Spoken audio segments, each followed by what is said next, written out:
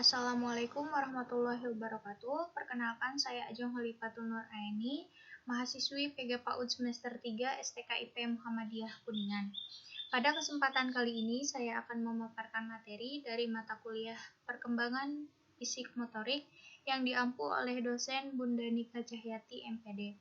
Pada kesempatan kali ini, materi yang saya sampaikan yaitu mengenai periodisasi perkembangan fisik motorik halus anak usia 0 sampai 4 tahun.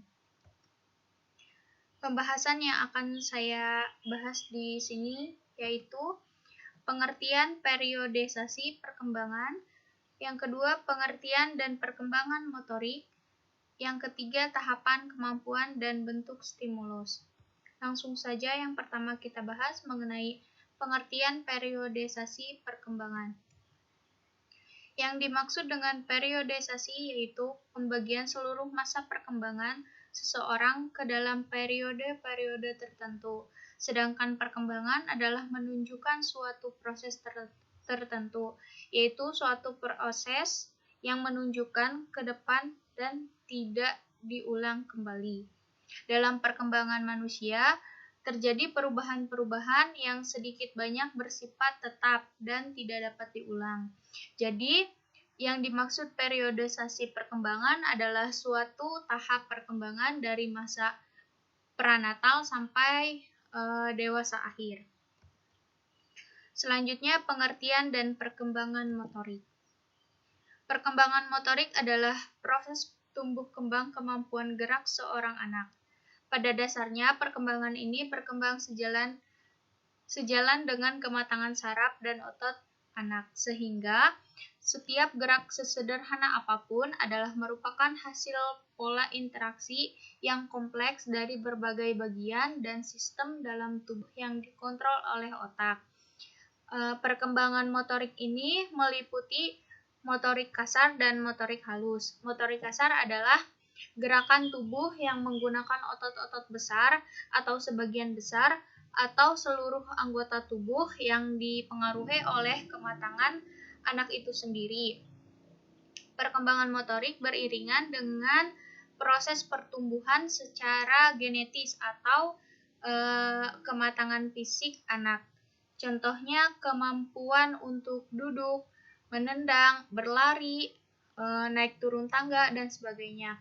Sedangkan motorik halus adalah gerakan yang menggunakan otot-otot halus atau sebagian anggota tubuh tertentu yang dipengaruhi oleh kesempatan untuk belajar dan berlatih.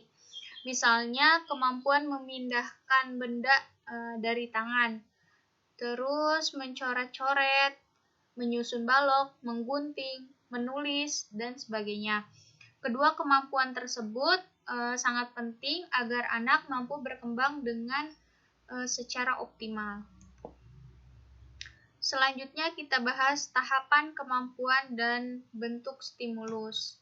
Tahap yang pertama yaitu usia 0 sampai 1 tahun.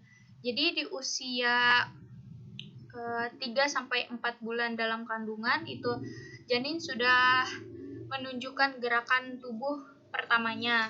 Selanjutnya gerakan kedua muncul saat bayi lahir, yaitu gerak refleks. Gerakan seperti menghisap puting susu, gerak refleks tangan gitu. Dan selanjutnya membuka jari saat telapak tangan disentuh, biasanya bayi seperti itu ya. Gerakan refleks seharusnya distimulus agar kemampuan awal si kecil terbentuk.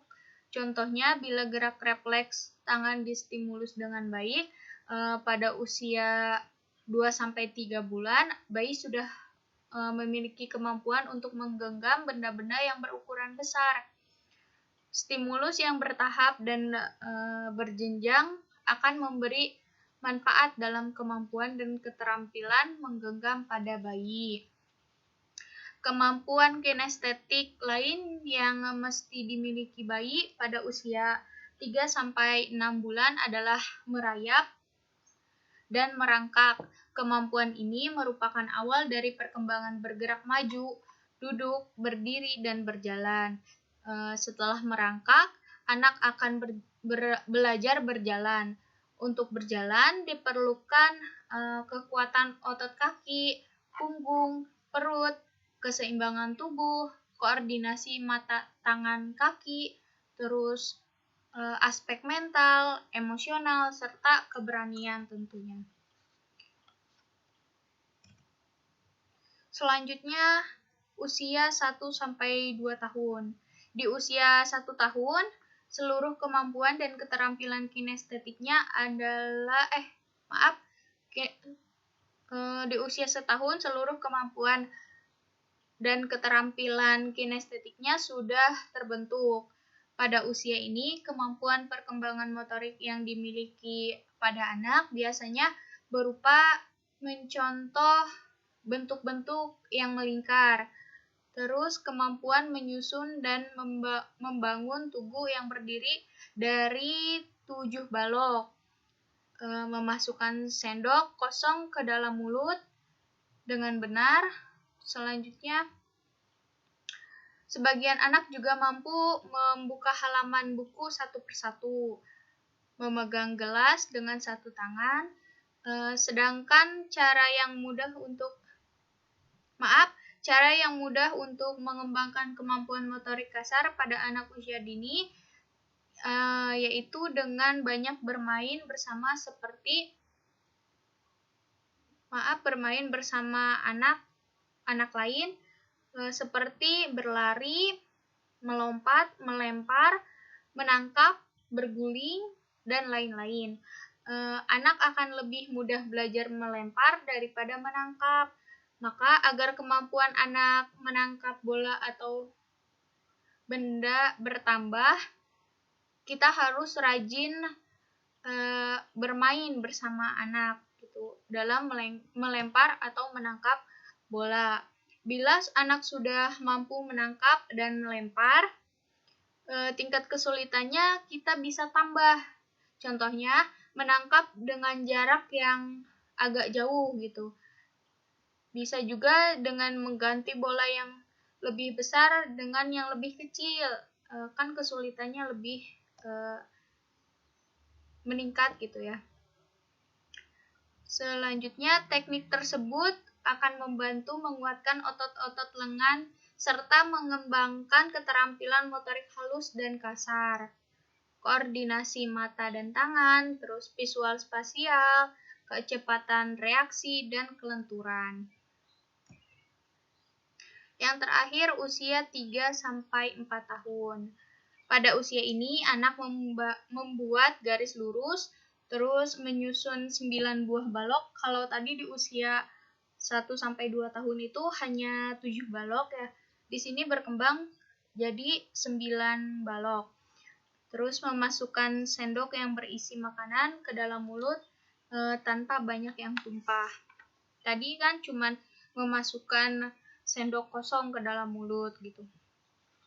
Pada usia ini, anak dapat menggambar mengikuti bentuk, menarik garis vertikal, menjiplak bentuk lingkaran, membuka penutup kotak, dan menggunting serta mengikuti pola garis lurus. Di usia 3-4 tahun ini, keterampilan dan kemampuan anak sebenarnya tidak jauh berbeda dengan yang tadi usia 1-2 tahun. Memang benar. Jadi perbedaan yang nyata hanya pada kualitasnya.